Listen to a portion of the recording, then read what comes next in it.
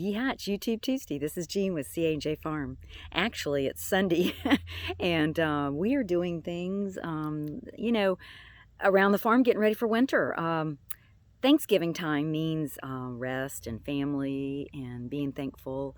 And everybody does those things, but to a farmer, it's also a time of settling things down for winter. Here at the Medicinal Herb Farm in Matthews County, Virginia, it's time to put all the perennial herbs down on the low bed, and we're getting ready to cover it with white plastic. And so I'm going to show you this and show you some of the other preps we're doing today to get ready for the cold weather moving in tomorrow night and Tuesday. So I'm going to try to flip this around here. Okay, been working out in the hoop house here, and about got it all cleaned out of all the things that that were in here that need to go down, that are perennials, that will be overwintered in the low tunnel down there in the ground. And then I have some things in here that I'm going to put in our grow room too, that's in the back of the garage, that keeps it, these are lemons, limes, lemongrass, patchouli, stevia, and some moringa trees that I'm going to put in there that will overwinter in the grow room, which will keep it warm, because these are tropical plants, so I'll be keeping them in there.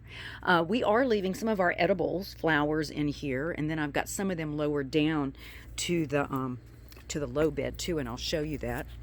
I'm going to go ahead now and plant these Shasta daisies in our cut flower area. They'll be gorgeous next spring in our cut flower garden.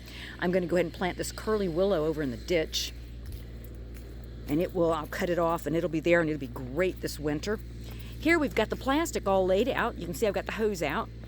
There are steps for doing something like this. We emptied out all the tables where we usually have the herbs and sell things. Over there's a little bit of turmeric plants that I'm going to take into the plastic grow room that's in back of the garage too, with all the other tropicals. Down here is our low tunnel that I've been loading with all the plants from the tables. These are all perennial herbs, and they will overwinter here. We're going to put this plastic over top of them, and so later you'll be seeing pictures of them. It'll be totally covered, and I just watered everything. We fed everything last week, so it's ready to go for the winter. I just watered everything, and now we're going to cover it. And during the winter months, I'll just have to crawl in there maybe once every few weeks, maybe once a month, to water things. And it will keep everything nice. And in the spring, we'll be able to bring all these plants out, put them back on the tables, and there'll be some of our starting plants that we'll sell in the spring. Back there you see another bed which has some trees and roses and things. We're going to quickly be planting those things this week and next week, and then they'll be gorgeous in the spring too. And you see back there is our vegetable garden that's fenced in. We've got some broccoli and cauliflower and some kale and stuff planted there. And then there's a great milk thistle plant, which if it gets below freezing, I'll cover that. Last year it worked really well. I mean, we've got our garlic planted in some of those bins.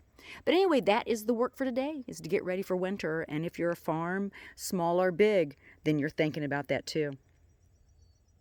And I'll be talking more about that as winter affects the animals, which are back there. And I don't see Bear or Moon or Jack right now. They're probably laying, sleeping in the sun. But back there, we'll be talking more next week, maybe about how we're winterizing the ducks and chickens and the rabbits. So y'all be well. Hope you had a great Thanksgiving, and I'll see you next week.